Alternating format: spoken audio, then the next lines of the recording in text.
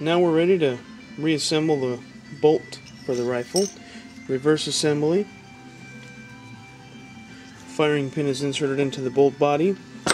Sometimes it takes a second to adjust or to get it aligned properly, so you can push it down far enough to screw on the cocking piece. It takes quite a bit of pressure to hold it down. It's got a lot of spring pressure, so we'll make sure the cocking piece is turned to the left like this. And we may need to adjust the way the firing pin is. It looks not too bad.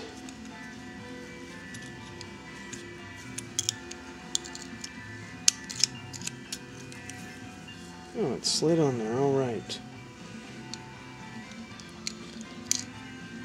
The bolt head is lined up with the groove in there.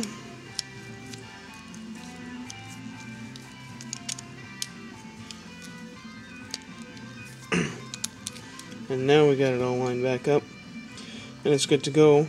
We will check the firing pin protrusion. The way to do that is just like you're going to begin disassembling it. You have to turn the cocking knob down to the left, and you can see the firing pin sticking out there on top. And we will set it on here like this.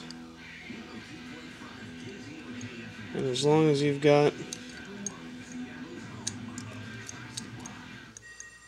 room beneath where the firing pin is, you're alright, as long as it's in the range of those. And that one's okay.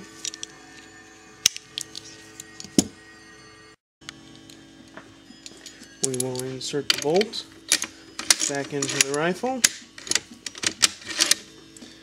Function looks good. It is unloaded.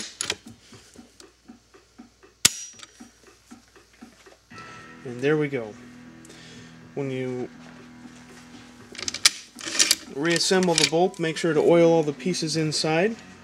I've got this fluid film. It's a marine type oil, and then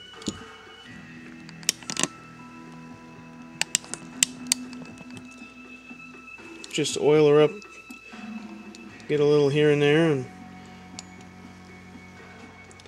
then spread it around with your fingers on all the pieces where it would touch any metal.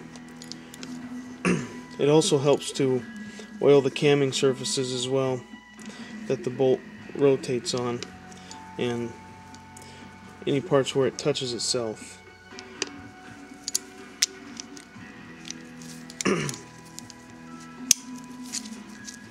That's not supposed to happen.